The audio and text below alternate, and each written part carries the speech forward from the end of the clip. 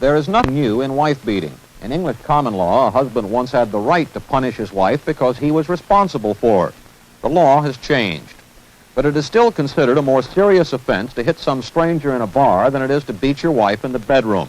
The bar is public, the bedroom is private, and the beaten wife, the victim, is often ashamed to even mention it. Only now is the bedroom beating beginning to come out into the open.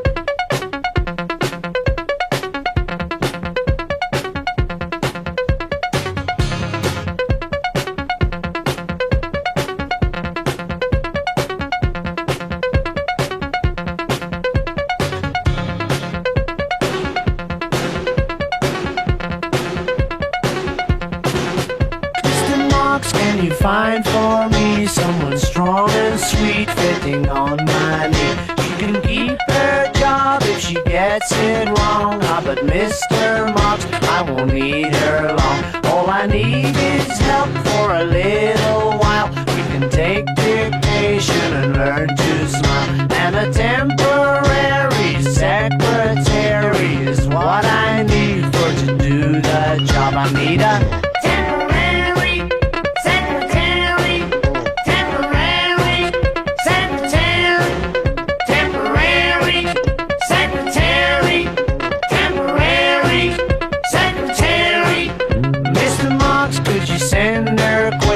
my regular has been getting sick. I need a temporary secretary, temporary secretary.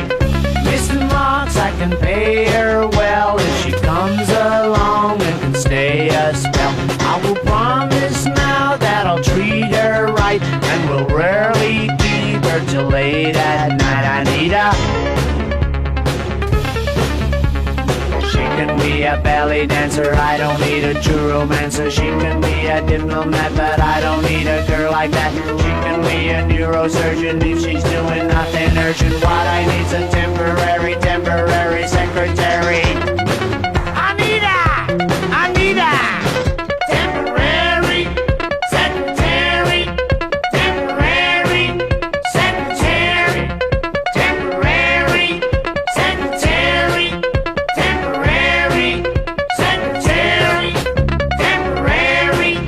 secretary.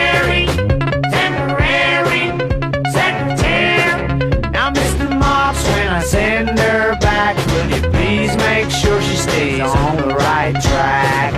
Well, I know how hard it is for young girls these days, in the face of everything, to stay on the right track. She can be a belly dancer, I don't need a true romancer. She can be a diplomat, but I don't need a girl like that. She can be a neurosurgeon if she's doing nothing urgent. What I need's a temporary secretary.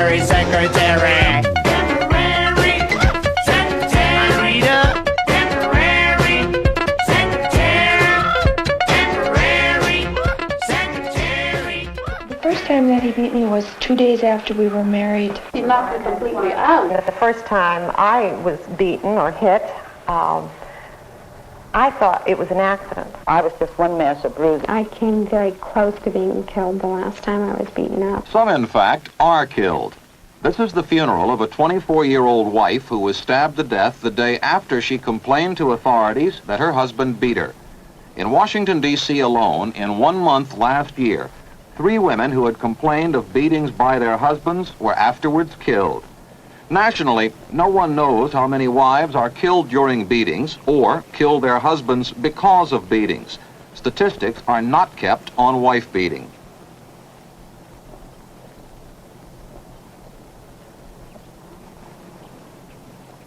The first beating occurred about 12 years into the marriage. I remember not hitting her with my fist. I ended up with a bloody nose and some bruises on my forehead and on my shoulders and arms. And the incident probably was over in, less than a minute. Some women, the next time is the next day. For other women, the next time is the next weekend. For me, it was a year later. And again, some small, insignificant word was said that sparked the whole thing. And I said to him, "Oh, grow up." The result was just tremendous blind rage. I got hit in the ribs with his fist, which cracked my rib, knocked the breath out of me. I was doubled over trying to get my breath, and he started pounding on my back, yelling at me, "Stand up and take it, stand up and take it." He just sort of shoved her against the wall. And the third time he beat me up was 2 weeks after that. And it was by far the most brutal. He took my head and held me by the hair and banged my head on the floor. And it went on for a much longer period of time. He kicked me in the ribs and in the head. You wonder if you really did that yourself. I refused to press charges because I was afraid my husband would lose his job, which was a relatively prominent job. And I guess that I finally have had to admit that, yeah, it was me.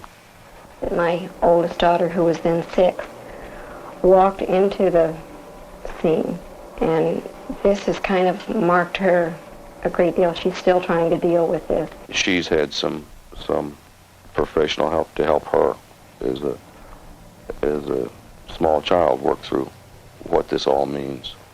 She's afraid to see him, and at the same time she wants to see him. She's afraid that she's going to see him beat up on his new wife, and she's also afraid that maybe he's going to beat up on her. Yet she wants to see him because she loves him. That's her daddy. That couple was from Maine. Maryland's Montgomery County is a wealthy Washington suburb. The stereotype says that wife-beaters are blue-collar drunks. But white-collar Montgomery County now admits wife-beating exists even there. A Citizens Commission recently estimated there were more than 600 cases a year and found that the county does virtually nothing to help beaten wives. A neighbor will take them in for one night or 2 nights and soon become tired of being involved in the whole thing, and they go back to the abuser again because there is no place else to go.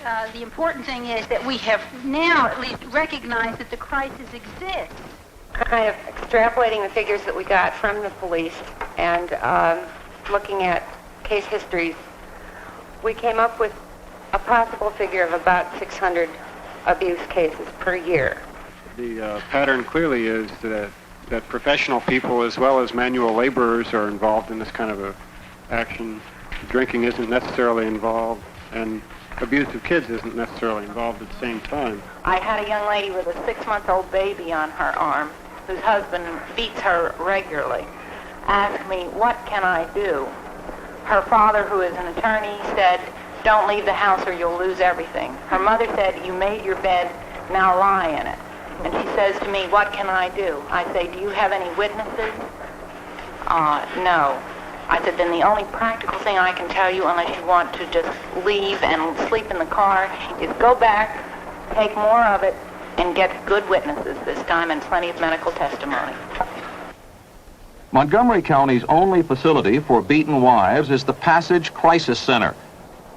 The center has 1 room with 1 bed where 1 beaten wife can stay for 1 night. But people are beginning to hear about wife beating. At a Virginia college, Judge Stuart O'Nalia lectures on the legal and social pressures on the beaten wife. Start out my speeches on battered wives by saying that assault is a crime, and it doesn't matter if the assailant is your spouse. It's a criminal offense. However, it has a lot of aspects that make it different from your average armed robbery or average mugging. It is very similar to child abuse as a social problem because it's a hidden crime. It's a crime that's not reported. It's a crime that the victim and the assailant both lie about. The victim will go to the hospital with her head wrapped in a towel and have her stitches made, and she'll be sure and tell the doctor, and she'll be sure and tell the emergency room that she fell down the steps.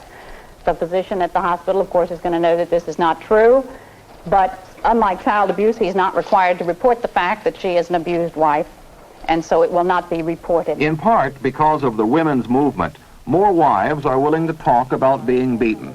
This group includes some beaten wives and some daughters who saw their mothers beaten. Some in this group asked to be filmed in shadow. My father would just every now and then try to strangle my mother or something like that, but it was not, knock-down, drag-out fights or that type of thing. Got out to the end of the driveway, and he came after me, got in the way of the car, opened the car door, pulled me out of the car, and punched me hard so that it broke my nose, blacked both my eyes. That was the first time. She kept saying, "You children need a home with a father." And finally, we children said, "Mother, it's time you left. We can't take this anymore. Neither can you." I called the family doctor because this is all I had. And it was the only person I could call. And he said that he couldn't help me. And I was bleeding from the mouth and I couldn't breathe. And what had Couldn't happened... help you medically? He said to call the police to take me to the hospital. And today I appreciate that because really it was the best thing for me to do. One of the women, for 25 years a beaten wife, left her husband. She now counsels other beaten wives. She tells the story of one of them. She was going up north on the highway and he was coming south on the highway, and he recognized the car and swerved them off the highway. He then did a U-turn immediately and came back, and his car climbed up on the back of the car with the children and the wife and the father in it. The police arrested the husband for crossing a yellow line. All those nights that we spent out in the car, because as I say, I was the one, I used to go along with my mother, and I used to try to avoid anything happening to her. And we used to go outside in the car and wait until he passed out, and then we would come back again. It went on for 25 years because it started very soon after the marriage. Well, my thoughts of swearing out a warrant were cooled immediately when the commissioner in the police station said, yes, we can do this, but since your husband has a fixed address and a job, he will be released immediately on his own recognizance. Right. And as was just described, they can be back within an hour. And if drinking happens to be involved, the alcohol is still in the bloodstream. The anger has increased, and so on and so forth. I gave that idea up immediately. One of the things that I remember particularly is he used to hit her in the breast because that doesn't show. It hurts and it doesn't show. My father had drug her up a set of stairs, so she had a back injury. She could not work. She didn't want to go home to Mama. It was now happening in front of people, including the children, and it just seemed to push me over the edge. I remember many times, my mother coming in and waking me, tears, her face distorted, and handing me my suitcase and say, "Pack." The first thing I thought of was, here's a perfectly decent, nice, tender human being who has done something that obviously isn't something that's normal to him, and therefore I must be at fault. I thought everybody else had a Dick and Jane family. I think perhaps we all delude ourselves in saying, well, it's a blue-collar brawl and that's all it is to it. However, the very worst case I ever had was a physician in Montgomery County, the richest county in the country, who jumped up and down on his wife's spine and paralyzed her because she had left the front door cracked open a little bit and the air conditioning had escaped. And he beat me for 2 hours straight. Her husband is a high-ranking federal bureaucrat, and when they lived together, their apartment was in a luxury high-rise building in Washington. The beating she describes happened when they were in Florida for a professional meeting. He had me sandwiched on the floor between 2 twin beds, and he had wooden coat hangers and would beat on me, and as soon as I'd get up, I'd get it across the back or across the shoulders, the wooden coat hangers. When they and they went to splinters. When they ran out, he took wire coat hangers. When he had me on the floor, he kicked me all up and down the groin, in the stomach, all over my whole body. I was a craftswoman that worked with my hands, and my hands were important. And I started teaching in 1970, and it was that year or shortly after that he took both my hands and my fingers and twisted them, tried to break them. And what happened, this finger was just hanging, disjointed, and this one was all, I don't know what happened to this, it was just all swollen and hurt. So I put it back and I went to the doctors, and he told me, he said, "Kay, that finger will never be right. It's been taken out of joint." I don't know why I wear my wedding ring. I guess I want to be married.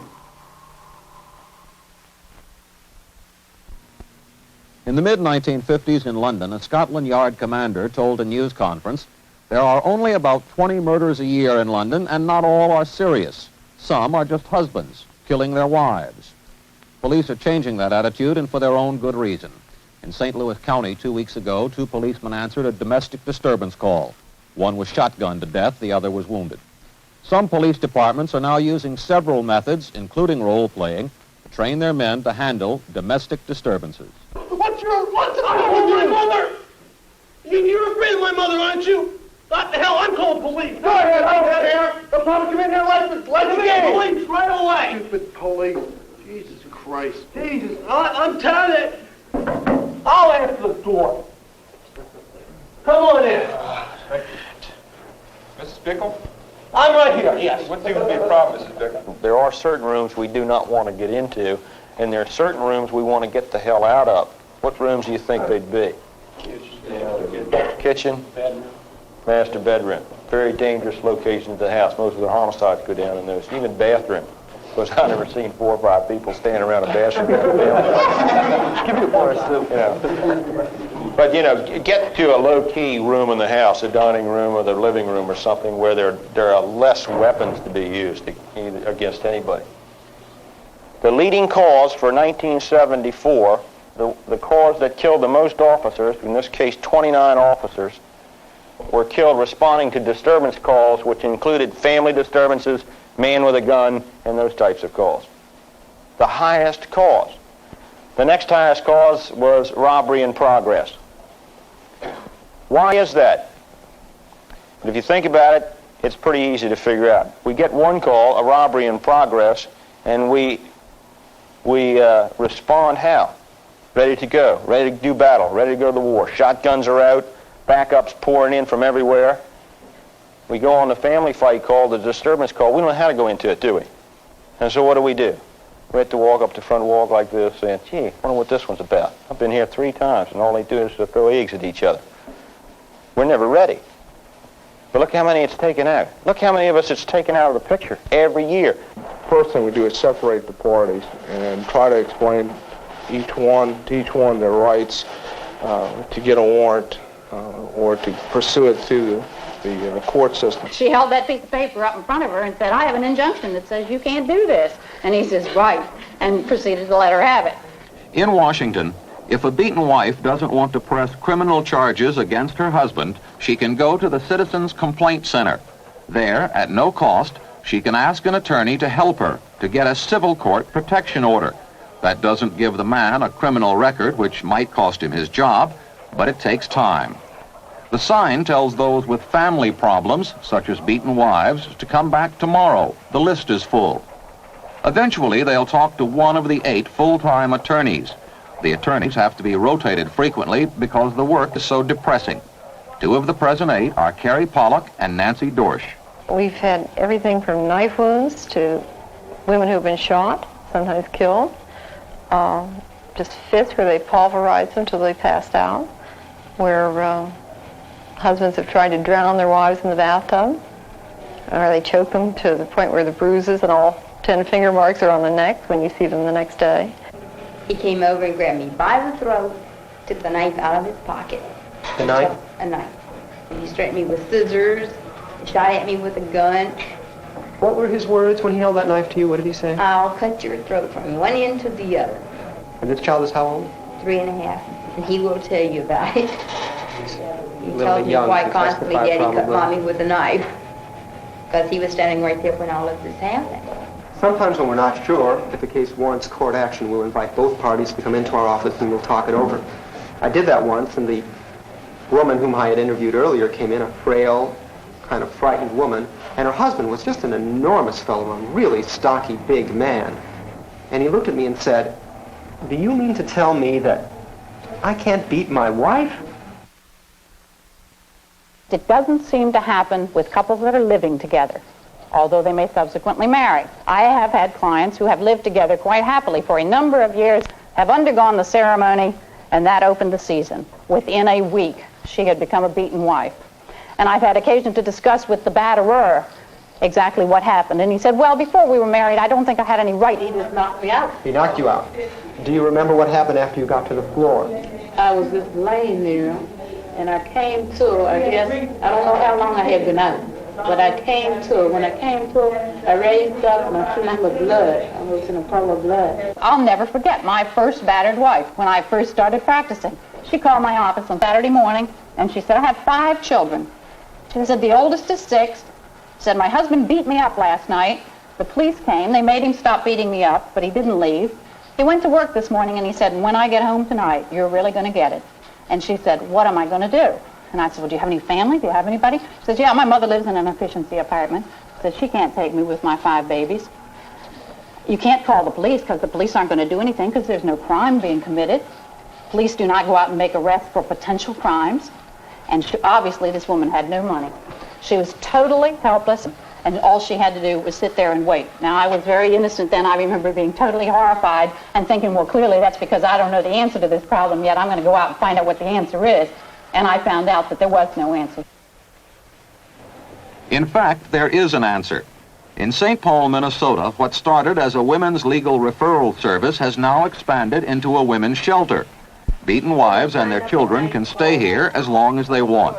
They must help with the work and make a small payment, but they can owe it if they're broke. In England, there are 75 homes like this. In the United States, there are exactly 2. To get to this one, one beaten wife hitchhiked from Chicago during a snowstorm. The women who run this shelter have seen and heard a little bit of everything. That women are abused by their husbands. It's not any one particular class. It's not any one particular kind of women. We had a woman here who had 17 children, and she had been a migrant worker traveling with her husband most of the years that they were together, and he'd been extremely violent to her. He broke her back, had come at her with a kitchen knife. She retaliated one time by hitting him with a hot iron, and, very violent situation. We've had wives of college professors here who have been beaten up equally badly. I think you have to come to grips with the fact that you are going to lose out somewhat financially and miss out on that beautiful home, perhaps, the furniture, all the luxuries that you've been accustomed to. But it isn't worth it. Your peace of mind is what's important. And that's one thing I've learned. I think basically I'm a materialist, but I've realized when it comes to having yourself mentally and physically healthy, and to see your children emotionally and physically healthy, that's what life's all about. My advice to other women who are in a similar situation: do something for your self-respect and leave, because you are part of that sick system and you enable it to continue and go on. Just get out. We've gotten calls from many women who have an abusive husband, whose father was abusive to her mother, whose grandfather was abusive to her grandmother. It goes, it carries on from generation to generation. Last May, there was a woman staying here and who was trying to get a divorce, and her husband found out when we refused to let him in. He broke in the glass on the door. He had a knife with him, which he showed us before he broke in the door. We managed to get the woman and her children out the back and called the police, and the alarm system was on and it went off. He came into the house and went up to the 2nd floor, and for a period of about 15 to 20 minutes he was rampaging around the 2nd floor looking for her room, trying to find her, and in fact stabbed himself in the stomach before the police got here to take him away. When beaten wives finally leave home, they usually take their children and the clothes they wear. Angel and Tony arrived like that, but seem happy. Incidentally, when young Tony wants his mother's attention, he hits her. We went into the kitchen and I thought he was going to get something, a knife, a hammer or something. And so I ran out of the house in my bare feet in the snow, and I was screaming for help. I wanted these. There was all kinds of people around. I live across the street from a church. They were going to church. They wouldn't even so much as turn around and look at me, screaming at them. And I went next door. I tried to get in. I pounded on their door so hard I put my hand through their window, and I cut it up. And then he got me from their porch and he tried to drag me back to the house by my hair. And it wasn't until after he decided that he wasn't going to get me up the stairs that he just left me there. And then I got help. People next door then opened their door. And the police come, and all those people that had been outside were now in church praying to God. During the interviewing, she changed her mind and let us show her face. They were in the bedroom when this happened. When it first started to happen, and I looked over at them, and they were just laying stiff, with their heads turned away. They're usually very quiet around their father. The kids didn't ask me anything. They already know what's happening around them. They're just very young to be knowing things like that. This is my reminder. Whenever I think things might work out again, and I might want to go back, I remember this. This was growing out of my head. This is what he pulled out of my hair, trying to get me back to the house. It's a good reminder, because this will be gone pretty soon.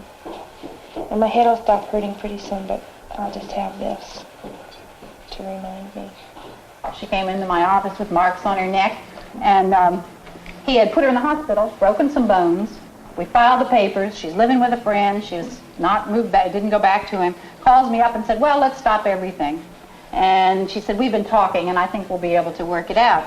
So she comes in and she tells me about, how she thinks she's going to work it out. And she said she had really gotten a lot of stuff from her mother-in-law, because her mother-in-law said, well, after all, Johnny's father always did this to me, but at least I can always say I never left. I stayed. First of all, I thought I stayed because I loved him. But I stayed because I needed him. There was other things about this person, and there was love. I stayed, first of all, because of the way that we were raised in my generation.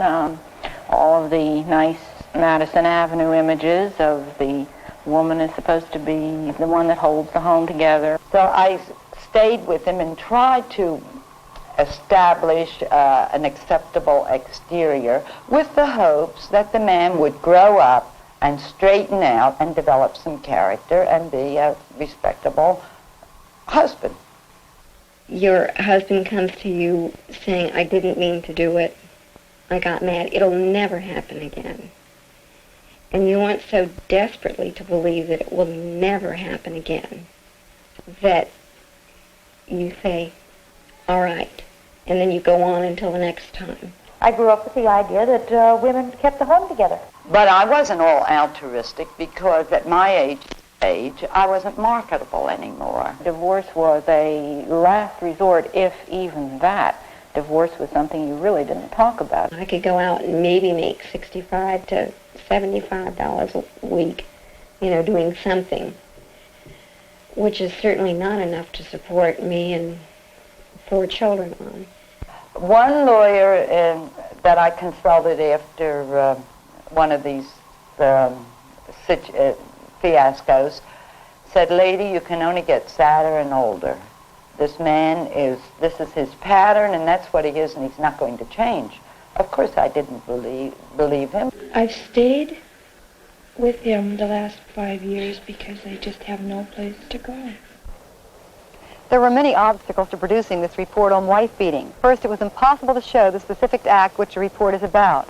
Men don't like having their pictures taken beating their wives. And there is such shame attached to it that both the victim and the abuser are reluctant to talk about it.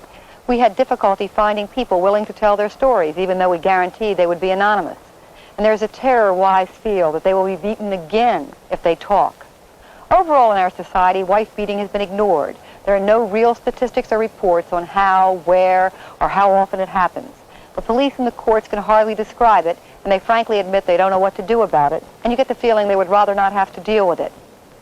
In our society, it is a crime exclusively against women, and in our society, that means it's a hidden crime. So long as it remains hidden, nothing much will be done about it.